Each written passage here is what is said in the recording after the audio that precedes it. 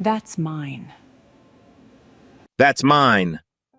3 words, spoken by a woman in a pressed suit and diamond earrings standing directly behind Lawson Greer at the checkout counter of Peachline Mart. Lawson had just scratched the last gray film off a lottery ticket he bought with the only dollar left in his pocket. The dollar he had walked in planning to spend on a carton of milk for his 6-year-old daughter. 3 stars, $250,000. His hands were still shaking when he heard her voice. He turned around slowly. She wasn't looking at him, but she didn't have to. In that moment, with an eviction notice waiting on his phone and his daughter at home, those 3 words landed like a verdict. If you want to know what happened next, and trust me, it goes somewhere you won't expect, subscribe to the channel so you don't miss the rest of the story. Lawson Greer had learned to read mornings the way some men read weather. The quality of light through the blinds, the sound of small feet on the floor above his bed. The exact moment his phone screen lit up before he even reached for it, he had learned which notifications could wait and which ones meant the day was already starting wrong. That morning it was the landlord. Again. He set the phone face down on the nightstand and lay still for a few seconds, listening to Amara move around in her room.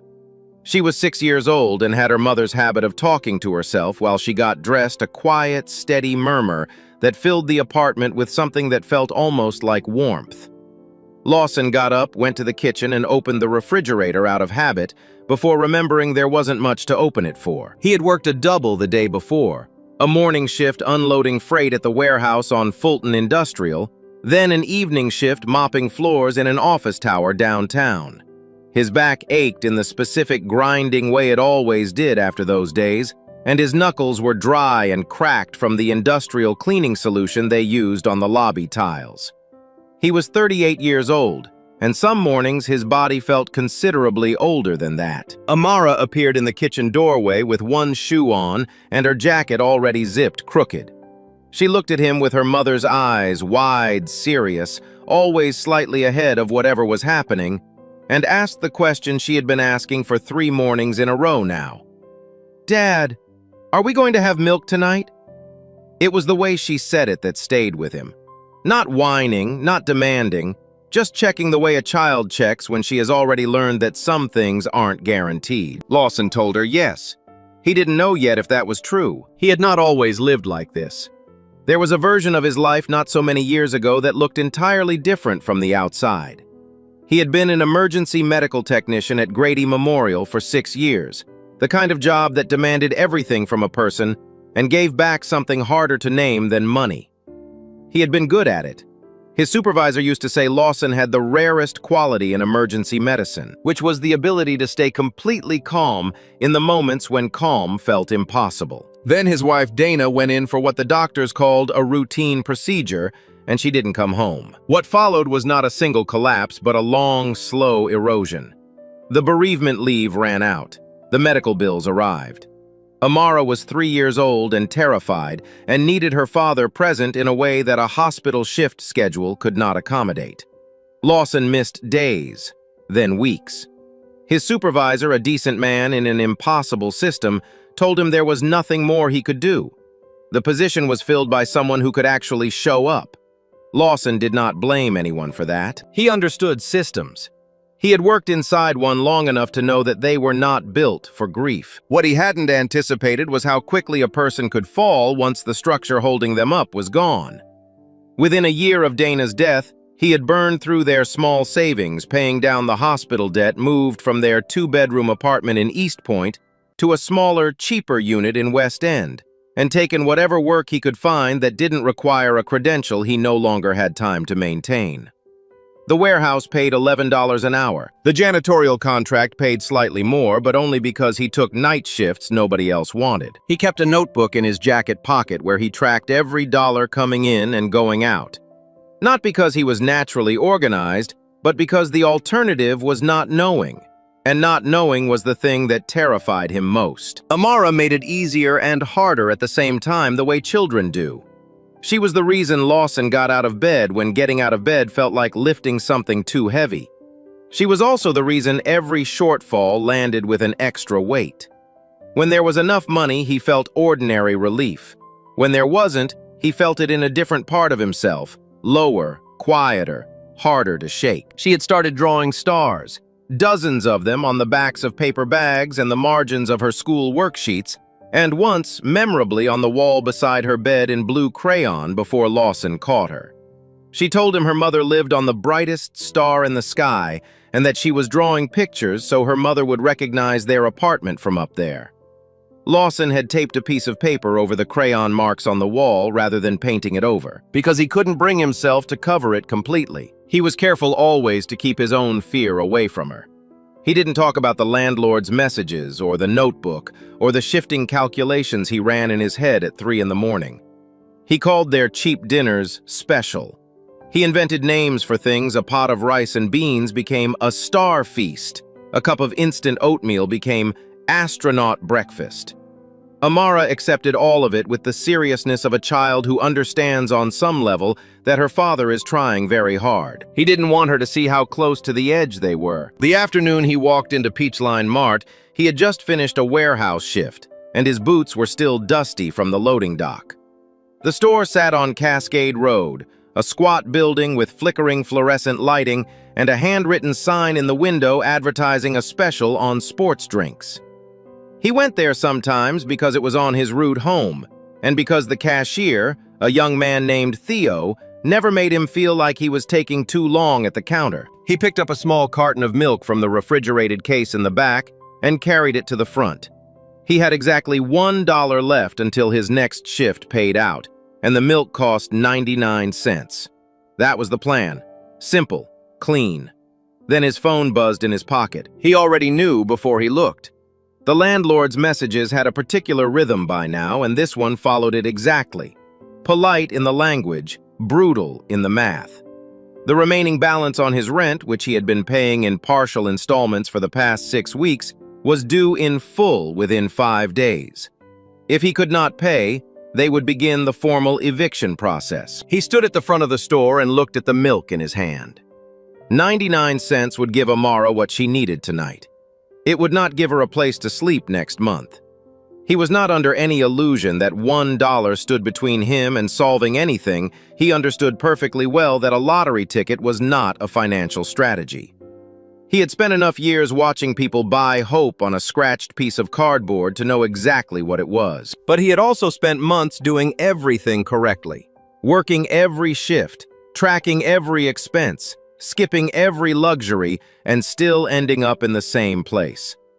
At some point, doing the right thing stops feeling like a plan and starts feeling like a sentence. He set the milk carton down on the edge of the counter, took the dollar bill out of his jacket pocket, and slid it across to Theo. Theo looked at the dollar, then at Lawson, and didn't say anything. He reached under the counter and handed him a Star Fortune scratch ticket without being asked.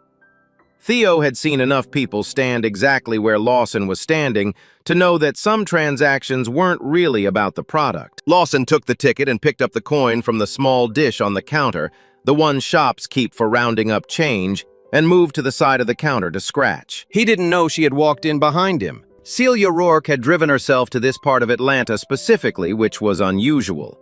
She had a driver, a full calendar, and a property portfolio that stretched across 6 counties, but she had wanted to walk this block herself before signing off on the acquisition documents. Rourke Urban Properties had just finalized the purchase of a commercial cluster on Cascade Road, and Peachline Mart was one of the properties in the package. She ordered a coffee at the counter and stood near the door while it brewed.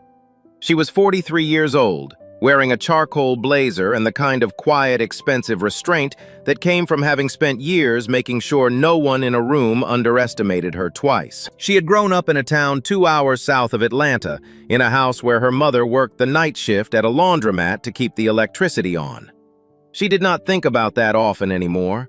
There was too much to think about that was happening right now. She noticed Lawson the way she noticed most things, quickly, efficiently, and with a practiced disinterest. The worn jacket, the dusty boots, the way he held himself at the counter with a stillness that wasn't relaxed, but controlled like a man who had learned to make himself smaller than he actually was. Something in that posture snagged at the edge of her attention, but she didn't follow the feeling anywhere. She was waiting for her coffee. Then she heard the sound. the specific small scrape of a coin against a paper ticket, and looked over. 3 stars. $250,000. She could read the number from across the store. She watched Lawson look down at the ticket and go very still in a way that was different from his earlier stillness. This was not controlled. This was a man being hit by something he hadn't let himself believe was possible. He didn't shout, he didn't raise his fist or spin around or say anything dramatic. He just stood there for a moment with the ticket in both hands and then said very quietly, as if telling himself rather than anyone else, "Amara won't have to sleep in the car." Celia was still holding her phone mid-sentence in a call with her assistant, who was asking whether she had confirmed the address of the property. She looked out through the front window at the sign above the door. Then she said into the phone the answer to her assistant's question. "That's mine." She meant the store. She ended the call and slipped the phone into her pocket and turned toward the counter to pick up her coffee. She did not see the way Lawson went rigid. She did not see the way his hands closed around the ticket. What she saw when she finally looked up was a man staring at her with an expression she recognized from a long time ago. The expression of someone who has just been told, without a single word spoken directly to them, that what little they have is not safe. The room changed before anyone said another word. It wasn't loud at first. A woman near the beverage cooler had her phone out and was filming. She had seen enough to form a picture, a man clutching a scratch ticket to his chest, stepping backward, and a woman in an expensive blazer standing between him and the door. That was the image. In a store on Cascade Road on a Thursday afternoon, it was enough to make 3 other customers stop what they were doing and turn around. Lawson knew how it looked. He also knew what he had heard, and in that moment those 2 things were the only things that mattered. His voice came out lower than he intended, steadier than he felt. "I bought this with my own money. I bought it myself right here, and nobody is taking it." He wasn't shouting. He wasn't performing for the people watching. He was simply saying the clearest, true thing he could find, because clarity felt like the only defense he had left. Celia held up one hand, not aggressively, but the way a person does when they realize a situation has moved faster than they can explain. "I wasn't talking about the ticket," she said. "I was on the phone with my assistant. I was confirming the address of this property. My company owns this building." She reached into her jacket pocket for her phone to show him the call log, and that was the moment she realized her screen was black.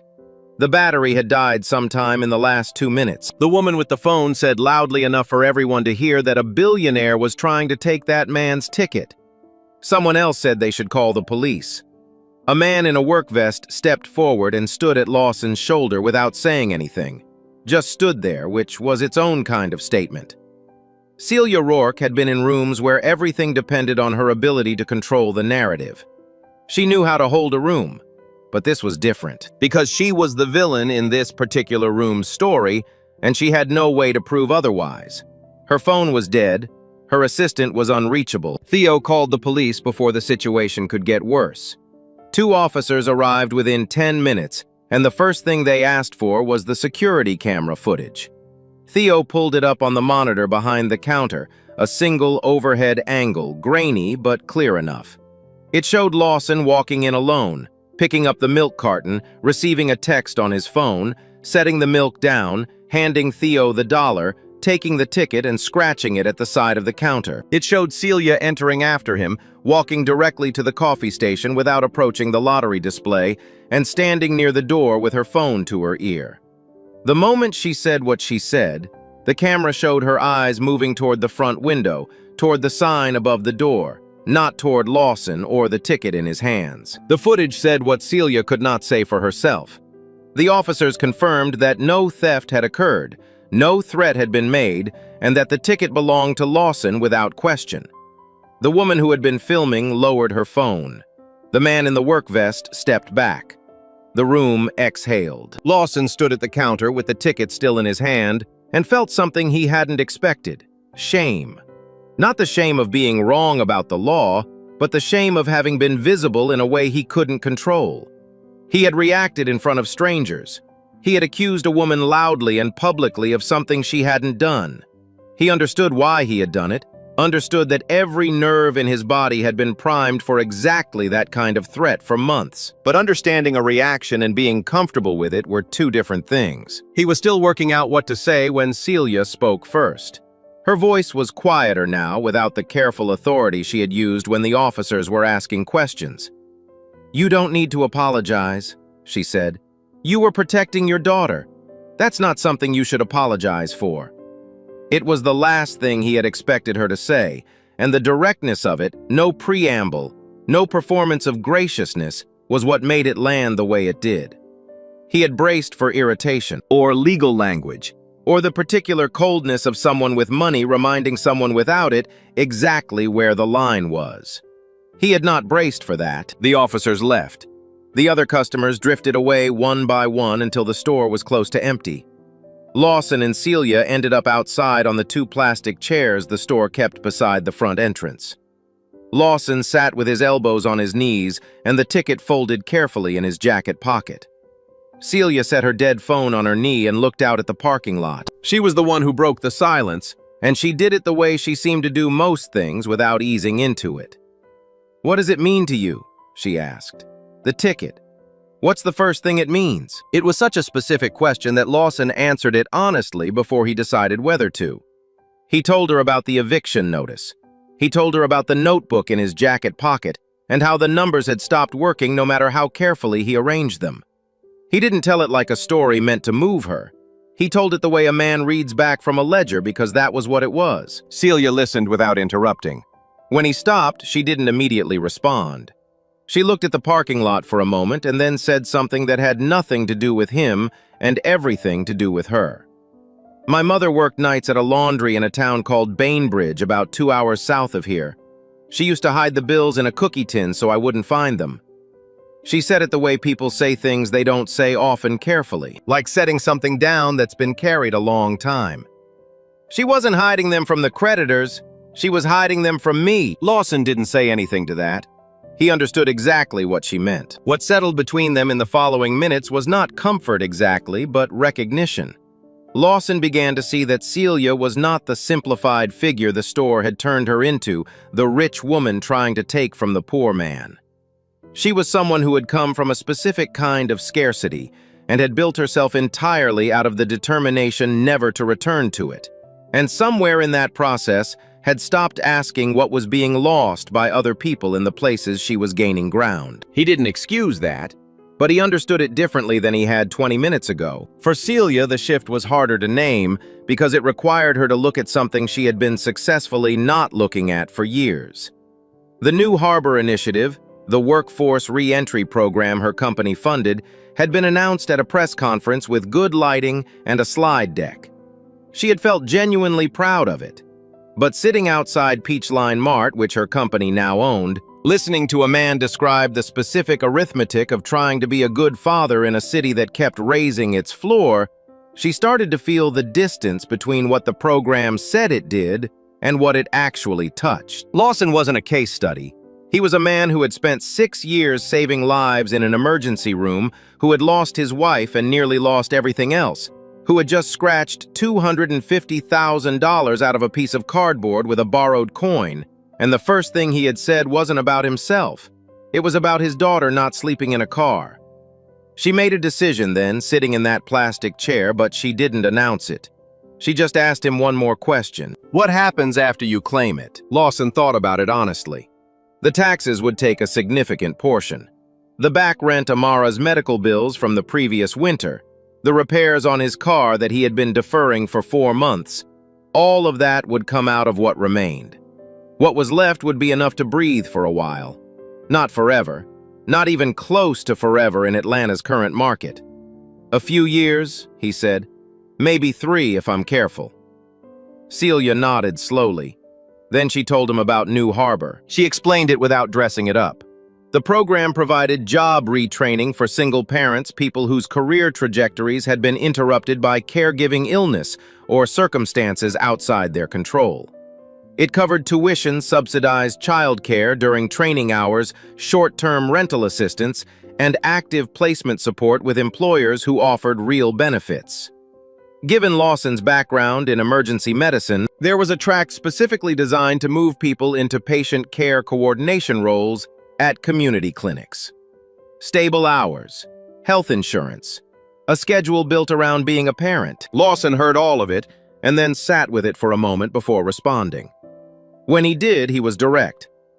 "I'm not going to be somebody's story," he said. "I'm not going to have my picture taken, and I'm not going to let Amara be used in a video about how your company changes lives. I've seen how that works. The company looks good, and the person ends up owing something they didn't agree to owe." Celia didn't flinch. No press, no photography, no obligation to represent the program publicly in any form. "And if I do the work," Lawson said, "I pass or fail the same as everybody else. I'm not looking for somebody to hand me something and then hold it over my head." "Same requirements as every other participant," she said. "Same timeline, same evaluation." He looked at her for a long moment. She met it without performing anything, no reassurance, no warmth deployed strategically. Just a straight answer to a straight question, which was the only thing that could have moved him. "All right," he said. He didn't smile. He didn't extend his hand dramatically. He just said it like a man agreeing to terms he had read carefully and decided he could live with. Celia extended her hand and Lawson took it. "We do this your way," she said. What followed was not easy, and Lawson had not expected it to be. The first 3 months of the New Harbor program ran alongside his existing work schedule in a way that left almost no margin for anything else. He studied in the evenings after Amara went to sleep, retooling his understanding of medical terminology and care coordination software on a laptop borrowed from the program. The other participants in his cohort were mostly younger, faster with the digital tools, quicker to absorb the new vocabulary. And there were days when Lawson felt the gap between who he had been at Grady and who he was now as a specific and humbling distance. He didn't let Amara see that. He kept the star feasts going. He kept the astronaut breakfasts. He claimed the ticket through the proper process, paid what needed paying, and moved the two of them into a 2-bedroom apartment in Decatur with a window in Amara's room that caught the morning light. She put glow-in-the-dark star stickers on the ceiling above her bed. And on the first night in the new place, she lay on her back and looked up at them and told Lawson they were good enough until the real ones came out. He was 3 months into the program when the call came at 11 at night. Amara was breathing wrong, the shallow, tight-chested way that meant her asthma was not going to resolve on its own. Lawson had her in the car within 4 minutes, and at the emergency room within 15. He sat with her through the night, her small hand wrapped around his forearm, even after she fell asleep, and he did not think about the program until the next morning, when his phone showed 3 missed messages from his cohort coordinator. He had exceeded the allowable absences. Without documented medical approval filed in advance, which was not possible because emergencies do not file themselves in advance, he was at risk of being removed from the program entirely. Lawson sat in the hospital chair beside Amara's bed and felt something he hadn't let himself feel in a long time: genuine fury. Not at Celia, not even at the program's administrators. At the simple structural fact that every system he had ever tried to work inside had rules that made sense on paper and fell apart the moment a child got sick. He called Celia just before midnight, not to ask for special treatment, not to ask her to bend the rules on his behalf. He called because he needed someone with the power to actually hear what he was saying, to hear it clearly. "If your program doesn't have room for a father who had to take his daughter to the emergency room," he said, "then it wasn't built for people like me. It was built for the idea of people like me, and those are 2 very different things." Celia did not sleep that night. She had received calls at midnight before from attorneys managing acquisitions that had gone sideways from project managers where something had failed. She knew how to handle urgency. She knew how to separate the problem from the noise and move directly to what needed to happen next. But Lawson's call was different because it wasn't asking her to solve anything. It was asking her to see something. And what he was asking her to see was not comfortable. She lay awake and thought about the New Harbor initiative the way she had not allowed herself to think about it before. Not as a program with a budget and a success rate and a quarterly report, but as a set of rules that a real person had tried to live inside and had found wanting at the exact moment it mattered most.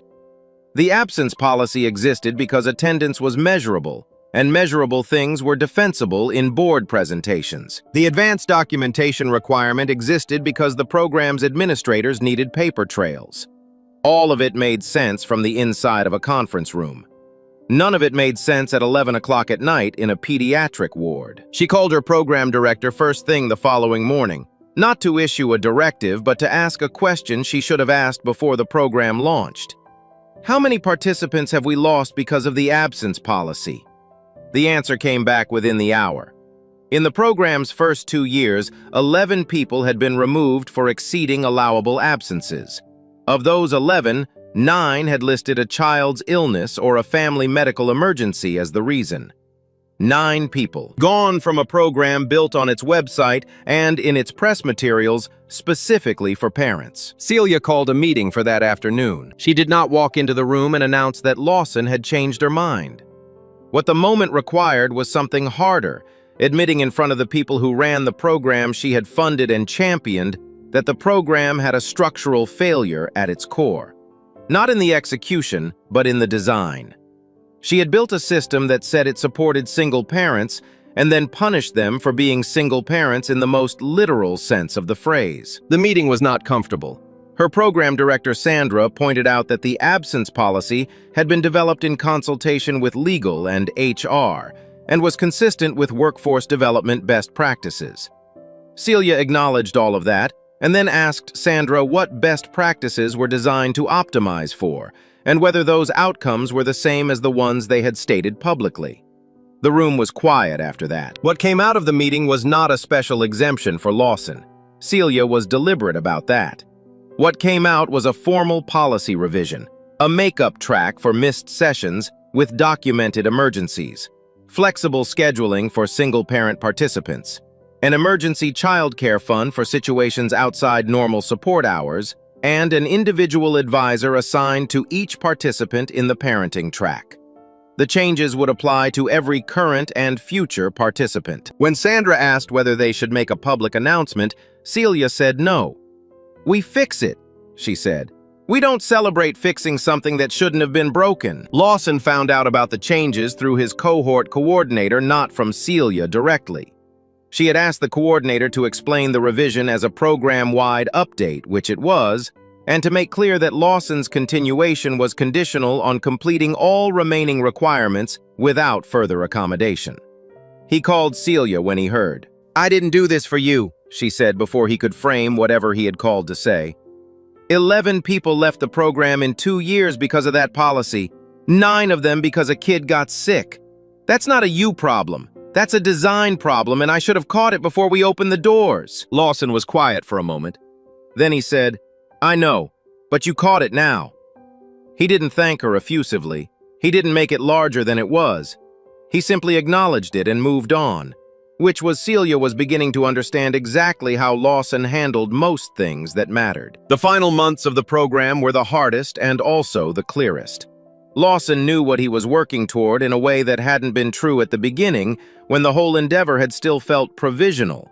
He studied the care coordination curriculum with the same focused stillness he had once used in the back of an ambulance, breaking the complex parts into smaller pieces and working through them one at a time. His practical evaluations were done at a community health center in Southwest Atlanta, where he sat with patients, helped them navigate referrals and follow-up appointments, and learned to ask the kind of questions that made people feel heard rather than processed. He graduated at the top of his practicum cohort. He did not mention this to anyone outside the program. He filed it away the same way he had always filed things, quietly, carefully in the part of himself where he kept the things that were actually true about him.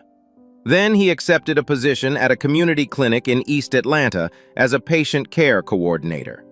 The salary was not large by any standard that would impress anyone at a dinner party, but it came with health insurance, paid leave, and a schedule that let him drop Amara at school in the morning and pick her up in the afternoon. For the first time in 3 years, those two things existed in the same life at the same time. A year and a half after the afternoon at Peachline Mart, Lawson met Celia for coffee at a place near the clinic, his suggestion. his neighborhood. He brought something with him in his jacket pocket. The old scratch ticket was faded now, the silver residue long gone, the paper softened at the edges from having been folded and unfolded more times than he could count. He had kept it not as a memento of luck, but as a record of a specific day, the day he had set down a carton of milk and made a choice that shouldn't have had to be a choice, and the day that everything slowly and imperfectly, and without any of the drama he might have imagined, had begun to change. He set it on the table between their coffee cups. Celia looked at it without picking it up. "You said that's mine because you were talking about the store," Lawson said. "I know that. I knew it the moment the camera footage rolled." He folded his hands around his coffee cup. "But I think that ticket belongs to you in a different way too. Not because you earned it or because I owe you something. Because it's the thing that made you look at what your program was actually doing. It reminded you of something you'd stopped letting yourself remember." He looked at her steadily. "And it reminded me that I don't have to bow my head to accept help from someone. Those are both worth something." Celia picked up the ticket. She turned it over once, then opened her wallet and slid it in behind a small photograph, a woman in a laundry uniform standing outside a building somewhere in Bainbridge. The woman had Celia's eyes, or Celia had hers. Neither of them said anything about the photograph. Some things don't need to be named to be understood. The Darlene Rourke Fund was announced 6 months later, named for Celia's mother in a single line of the press release. No elaboration, no narrative built around it. Just the name and where she had worked, and what she had done to keep her daughter in school. The fund was built from the ground up with input from the people it was designed to serve.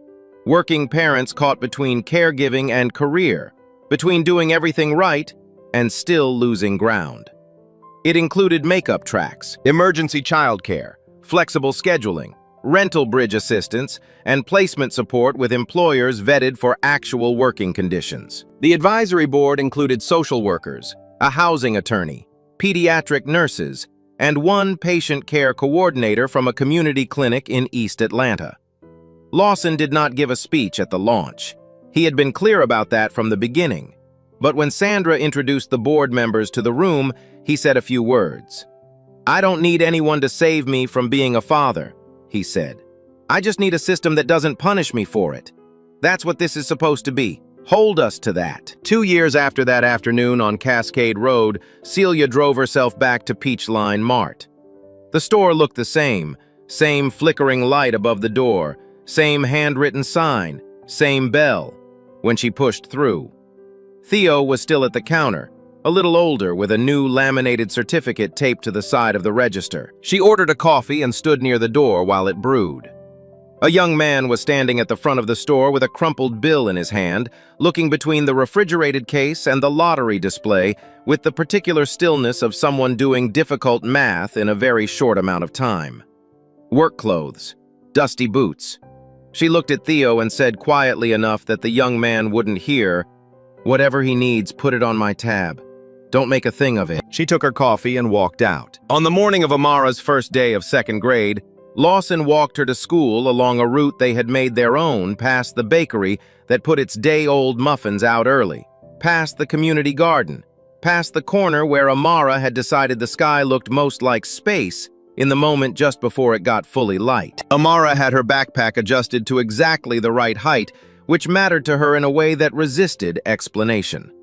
She walked beside him with her hands in her pockets and her eyes on the sky above the roofline, doing the thing she always did in the mornings, looking for the last star to disappear before daylight took it. "Are we still building?" she asked. Lawson straightened the strap on her backpack and looked up at the same piece of sky. One star was still there, faint at the edge of the light, holding on for another few seconds before the morning took it. "Always," he said. They walked the rest of the way in the comfortable silence of two people who know each other well enough not to fill every moment. And the star was gone by the time they turned the corner, and the day opened up ahead of them without guarantees, without a map, but with enough light to see the next step, and then the one after that. This story isn't really about a scratch ticket. It's about a father who was pushed to the very edge and never once let go of his daughter's hand. It's about a woman who had everything and had to lose control of a room for 5 minutes to remember what actually mattered. And it's about the difference between pity and a real chance. Lawson didn't need saving. He needed a system that wasn't designed to punish him for showing up as a father. That's a small distinction that changes everything. If this story stayed with you, if you've ever been the person doing everything right and still falling short, or if you know someone who has, share it with them. And if you want more stories like this one, subscribe to the channel. There are more people like Lawson out there, and their stories deserve to be told the same way, without pity, without shortcuts, and with every bit of dignity they've already earned.